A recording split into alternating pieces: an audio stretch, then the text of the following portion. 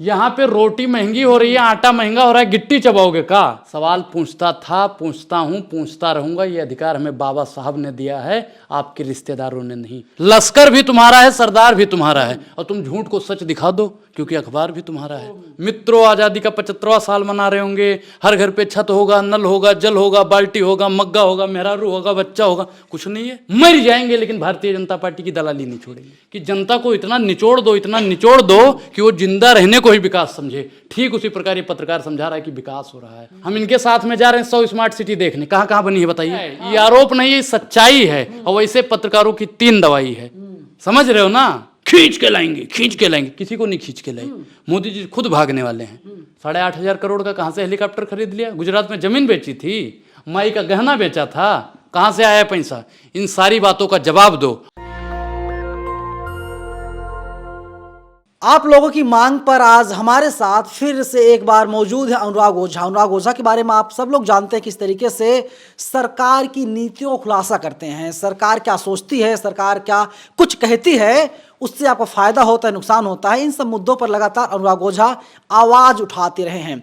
अनुराग, एक बात बताइए कि देखा जा रहा है कि हमारे देश में जितने भी अपोजिशन के लीडर्स हैं सबको डर सता रहा है, और अब अखिलेश यादव ने कह दिया है कि उन्हें जेल भेजा जा सकता है। बिल्कुल भेजा जा सकता है। जब मोदी जी हिटलर रूपी प्रधानमंत्री बन गए हैं, तो हिटलर क्या करेगा भैया?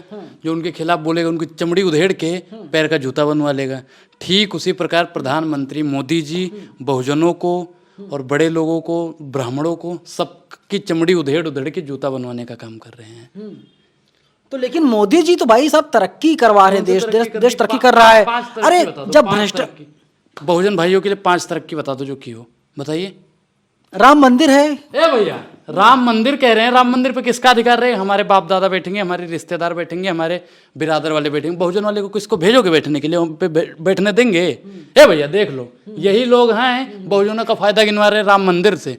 बताइए कौन सा फायदा बताओ राम मंदिर से? अरे राम मंदिर बन रहा भाई साहब, वहां पर जो है कि लोग मजदूरी कर रहे हैं, काम कर रहे हैं, रोजगार पैदा हो रहा है। देखो, इनका मानना है और इनके प्रधानमंत्री जी का मानना है कि नीच का मतलब नीचे लोगों का बेटा नीचा ही बने, गरीब का बेटा गरीब ही बने, दलित का बेटा दलित ही रह जाए। आप लोग कभी नहीं चाहोगे कि वो कहीं आगे चला जाए। भारतीय जनता पार्टी और संघी लोग कभी नहीं चाहेंगे कि वो पढ़ लिख के कोई अधिकारी बन जाए।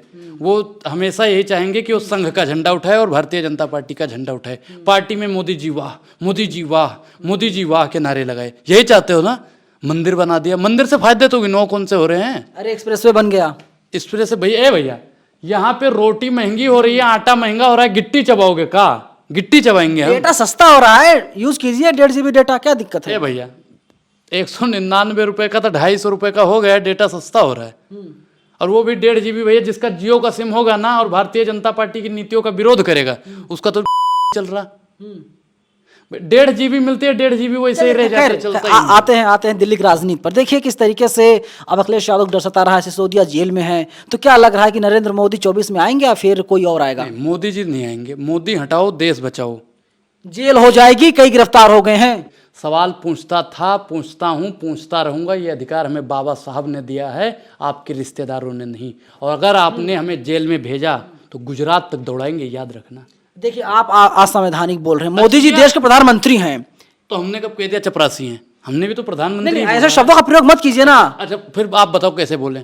आप बताओ कैसे बोले? अब आप हमें सिखाओगे? लश्कर भी तुम्हारा है, सरदार भी तुम्हारा है, और तुम झूठ को सच दिखा दो क्योंकि अखबार भी तुम्हारा है। ये जो लाइनें पकड़ते हैं किसी लेखक की, किसी कवि की, ये चीज ठीक नहीं है मोदी जी के लिए। भैया हम मोदी जी की दलाली करेंगे वो ठीक है, हम मोदी जी के पैर दबाएं वो ठीक है, हम संघ वालों के कपड़े धोएं वो ठीक है। आप क्या चाहते हो? कौन कपड़े धुलवा रहा? संघ तो देश सेवा में लगा हुआ है। भैया संघ देश सेवा में लगा रहा है, दिन भर पत्रकारिता करते हो, शाम को उन्हीं के कपड़े धोते हो। कौन धुलता? आप लोग, आप जैसे पत्रकार लोग ही करते हैं। फर्जी आरोप मत लगाइए। हो सकता है कोई मेन स्ट्रीम वाले धो रहे हो, हम लोग नहीं धुलते। टीवी पैनल वाले धोते हैं नहीं धोते हैं? हमें नहीं पता भाई साहब, हो सकता है, मैं कह रहा हूँ। वही सही है, हो सकता नहीं है, करते हैं वो। इतना मोदी चिढ़ते क्यों है? मोदी जी मेरे गुरु हैं, उनका शोषण हो रहा है संवैधानिक तौर से अगर देखा जाए। हम नहीं जानते कि वो कितना घंटा काम करते हैं, लेकिन टीवी पैनल वाले और सोशल मीडिया वाले दिखाते हैं कि वो 18 घंटे और 20 घंटे काम करते हैं। तो एक चेला होने के नाते मैं चाहता हूं कि मेरे गुरु को 24 में आराम के लिए भेजा जाए, और जितने भी बेकार लोग, भ्रष्टाचारी लोग, नफरती लोग, बेईमान लोग, माननीय प्रधानमंत्री जी से, सम्माननीय प्रधानमंत्री जी से, बेईमान प्रधानमंत्री जी से, भ्रष्टाचारी प्रधानमंत्री जी से, मित्रवाद करने वाले प्रधानमंत्री जी से 18-18 घंटे काम करवा रहे हैं, उन सबको जेल में भेज देना चाहिए। तो बताइए, सबको जेल भिजवा रहे हैं, और मोदी जी, लेकिन सोचिए कि एक सुनिए, मेरी बात सुनिए, 18 घंटे काम कर रहे हैं, देश के लिए काम कर रहे हैं ना। यही बात है कि यहाँ पे ना जनता को बोलने का अधिकार है, सिर्फ ये अपना बोलेंगे। अरे हम नेशनल दस्तक आपको मंच दे रहा है, आप अपनी बात को रखिए, अच्छे से अपनी बात को रखिए। लेकिन एक बात बताइए, जब मोदी जी सब अच्छा काम कर रहे हैं तो फिर इतनी नफरत क्यों मोदी जी से? अच्छा, एक चीज बताइए भैया, नफरत क्या कर रहे हैं हमने तो यही कहा ना कि मोदी जी हमारे गुरु हैं, और गुरु का अगर शोषण हो रहा है तो चेले का क्या फर्ज है? अगर आपके गुरु का कहीं शोषण हो रहा है तो आप क्या करोगे? नहीं, मोदी जी देश के लिए काम कर रहे हैं। देखिए, जिस दिन मोदी जी की माता का निधन हुआ था, मोदी जी उस दिन भी काम कर रहे थे। नहीं कर पाया, पिता के लिए काम नहीं कर पाया, ढंग से चाय नहीं बना पाया, और देश के लिए क्या काम कर रहा है? क्या काम कर रहा है भैया?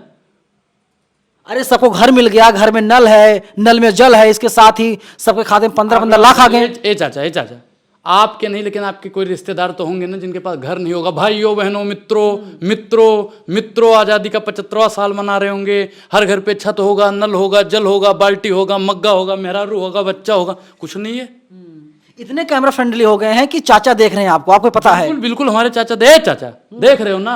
ऐसे ही लोग होते हैं जो भारतीय जनता पार्टी की ही तारीफ करते रहते हैं, बाकी विपक्षी नेताओं को बोलने का मौका नहीं देते हैं, उनको दिखाते नहीं हैं। और टीवी पैनल वाले तो महाराज मर जाएंगे, लेकिन भारतीय जनता पार्टी की दलाली नहीं छोड़ेंगे।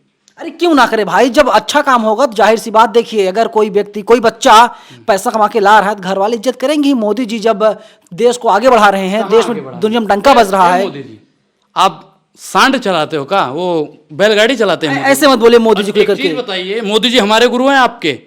पहले ये बताइए। अरे देश के प्रधानमंत्री हैं, देश के प्रधानमंत्री, देश का सौभाग्य है कि मोदी जी मिले हैं। पहले वो हमारे गुरु हैं, फिर बाद में प्रधानमंत्री हैं। गुरु मतलब गुरुजी। आप कभी हिटलर बोलते हैं, कभी तानाशाह बोलते हैं, कभी गुरुजी बोलते हैं, डिसाइड कर लीजिए है क्या चीज बताइए।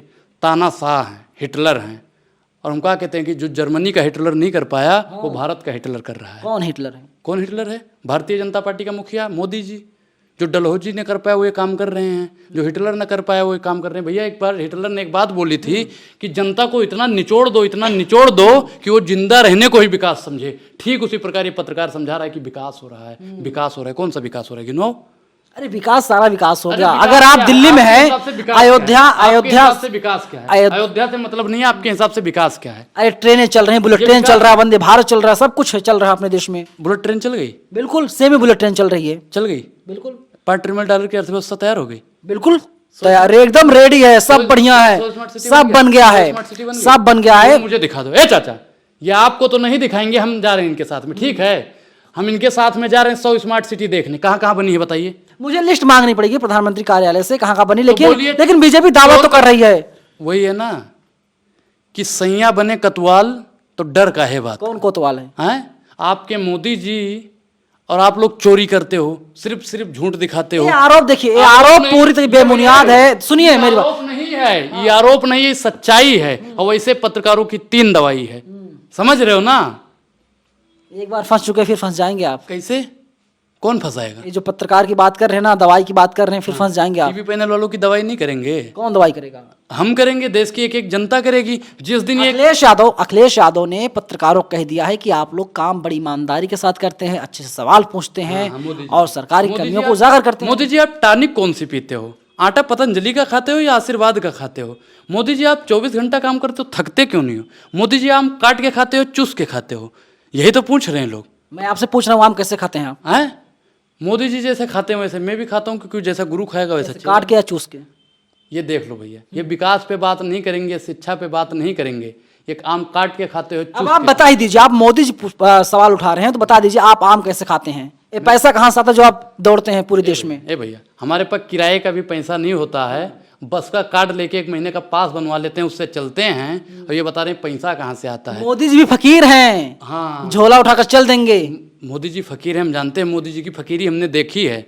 वो आते ही ललित मोदी को भेज दिए, नीरव मोदी को भेज दिए, नितिन संदेशरा को भेज दिए। कहाँ भेज दिए? जहाँ पे मोदी जी को जाना है झोला उठा के। कहाँ जाना है? विदेश जाएंगे और कहाँ जाएंगे? खींच के लाएंगे, खींच के लाएंगे। किसी को नहीं खींच के लाए, मोदी जी खुद भागने वाले हैं। 24 के बाद मोदी जी जैसे हारेंगे वैसे ही मोदी जी भी भाग जाएंगे। देखिए, बीजेपी कह रही है कि 2050 तक नरेंद्र मोदी देश के प्रधानमंत्री रहेंगे, आप इसमें गारंटी कोई लेते शक हो? नहीं है। अच्छा, आप प्रधानमंत्री जी की गारंटी लेते हो कि अगले 50 घंटे तक वो रहेंगे? अगले बिल्कुल मैं गारंटी लेता हूँ, अगले 50 घंटे नहीं 50 साल तक रहेंगे। 50 साल की गारंटी देख लो, देख लिया? देख लो एक बार फिर से। ए चाचा, बताइए, सवाल हम इससे पूछ रहे हैं, पत्रकार को चैलेंज कर रहे हैं। भैया, हम अगर ना रहे 50 साल तक तो आप तो रहोगे ना, आपके बाली बच्चे रहेंगे। और उनको बता देना, नवीन कुमार नंदन, इनको घसीट लेना अगर 50 साल तक मोदी और ना रहे तो। देखिए, बीजेपी कह रही है, बीजेपी सुनिए, रिकॉर्ड हो रहा है ना भैया, रिकॉर्ड बीजेपी सुनिए, रिकॉर्ड हो रहा है। अरे अनुराग ओझा अभी आपने सुनिए, कहा मोदी जी 50 साल बिल्कुल रहेंगे, जबरदस्ती रहेंगे। बाप का राज चल रहा है, भारतीय जनता अमर पार्टी होके आए हैं, अमर होके आए हैं। अरे भैया, 2 महीना बाद इनका जब 80-82वां जन्मदिन होगा, ऐसे ऐसे ऐसे ऐसे करेंगे, अपना ही वोट नहीं डाल पाएंगे, प्रधानमंत्री बनेंगे 24 में। किस चीज के प्रधानमंत्री बनेंगे? देश के प्रधानमंत्री बनेंगे मोदी जी। देश के प्रधानमंत्री? कोई दूसरा देश बनेगा? गुजरात एक बात भी? बताओ आप कि जितने हिंदू संगठन के लोग हैं, वे लोग राइट विंग से ताल्लुकात रखते हैं, वे लोग तिलक भी लगाते हैं, वे लोग चंदन भी लगाते हैं, आप भी तिलक लगा के बैठे हुए हैं। तो आप मतलब कितना मोदी खिलाफ क्यों हैं, बीजेपी खिलाफ क्यों हैं, आरएसएस खिलाफ क्यों हैं? भैया, अगर गरीबों का सवाल पूछना आपको लगता है कि भारतीय जनता पार्टी की खिलाफत है, तो मैं वो खिलाफत करता रहूँगा। संविधान का मैं दुरुपयोग नहीं, सदुपयोग करता रहूँगा। बाबा साहब ने हमारे लिए जो मेहनत की, उस मेहनत को मैं मिथ्या कर दूँ? यही चाहते हो आप? मैं भी मोदी का गुणगान, मोदी मोदी मोदी मोदी मोदी मोदी मोदी मोदी मोदी मोदी मोदी मोदी। हाँ, गुणगान कीजिए, मोदी जी का हनुमान चालीसा पाठ कीजिए। हाँ, मोदी जी के हनुमान चालीसा का पाठ करूँ? आप करते हो? घर में मोदी जी की फोटो लगा ली, पूजा करने लगे? नहीं, वो हमारा निजी मामला है। अच्छा, हम पूजा करें, हनुमान चालीसा पढ़ें? देखिए, आप पंडित भी हैं, आप पंडित जी भी हैं, आप पंडित जी हैं, कर कान फैलाने वाले आप ही लोग हैं, आपके पूर्वज हैं।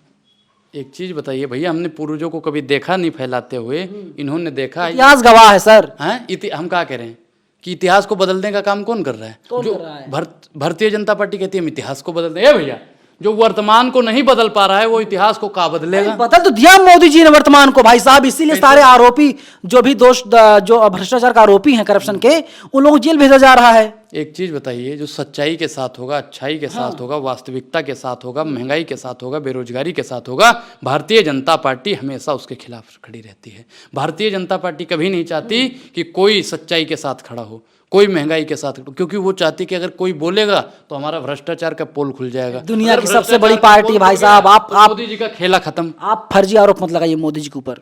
अरे भैया, क्या कहते हैं, मोदी जी ने जो कहा था ना कि 50 दिन का समय दे दो, अगर अच्छे दिन नहीं आए तो चौराहे पे। डरे लग रहे हैं, बहुत धीरे धीरे बोल रहे हैं, इसीलिए आप डरे हुए हैं। और क्या, मोदी जी डर गए जब से उन्होंने कहा कि 50 दिन का समय दे दो, अगर अच्छे दिन ना आए तो चौराहे पे खड़ा कर देना। उस 50 दिन पूरा होने के बाद, भाइयों बहनों मित्रों, देश में आज जो हो रहा है आप लोग देख ही रहे हैं। मोदी जी के बोल भी नहीं फूटती है, नहीं तो ये लाल किला से ना दहाड़ते थे, और आप लोग वही दहाड़ने के बाद में उनको शेर भी बोलने लगे। अरे मोदी जी ने दहाड़ा, महिलाओं को सम्मान होना चाहिए, इसी लाल किले से 15 अगस्त को। अच्छा, हाँ, सम्मान भारतीय जनता पार्टी वालों से कोई करना सीखे। महिलाओं का सम्मान सिर्फ और सिर्फ भारतीय जनता पार्टी वाले करते हैं। बिल्कुल, जिस देश में नारियों की पूजा होनी चाहिए, उस देश में भारतीय जनता पार्टी ने जब से राज किया, वहां पे बलात्कारियों की पूजा होने लगी है। किसने कर दिया? चिन्मयानंद पार्टी किससे है बताओ? चिन्मयानंद स्वामी किस पार्टी से था? भारतीय जनता पार्टी से। अच्छा, कुलदीप सेंगर? अरे अपवाद, देखिए दुनिया की सबसे अफवाह बड़ी है पार्टी। भैया, अरे सुनिए, भैया, अफवाह नहीं, अपवाद है। भैया, अनुराग ओझा, अनुराग ओझा सुनिए, कुलदीप सेंगर ने जो किया है वो अफवाह है। अफवाह नहीं, चिन्मयानंद स्वामी ने जो किया है वो अफवाह है। हम नहीं कहते, ये पत्रकार। अफवाह नहीं, अपवाद, अपवाद स्वरूप। दुनिया, सजा मिलनी चाहिए, नहीं दुनिया की सजा मिलनी चाहिए, नहीं मिलनी दुनिया की सजा सबसे, मिलनी चाहिए, नहीं मिलनी सुन चाहिए, लीजिए, सजा मिलनी चाहिए, नहीं हमारे मिलनी आप कहने से नहीं, कोर्ट कहने से आप सजा मिलनी चाहिए, अपवाद स्वरूप मान सकते हो नहीं? अनुराग ओझा सुनिए, मेरी बात सुन लीजिए, लड़िए मत भैया। हम इनकी बात सुने लेकिन हमारी बात नहीं सुनेंगे। अपवाद स्वरूप दुनिया की सबसे बड़ी पार्टी है, 2-4-10 लोग ऐसे हो जाते हैं, उस बीजेपी कार्रवाई करती है। तो देखा अच्छा, नुपुर शर्मा क्या बोला, पार्टी निकाल दिया। शर्मा से कोई मतलब नहीं है। जब वो जेल से निकलता है तो फूलमाला भारतीय जनता पार्टी क्यों पहनाती है, ये बताइए? अरे उनके कार्यकर्ता थे।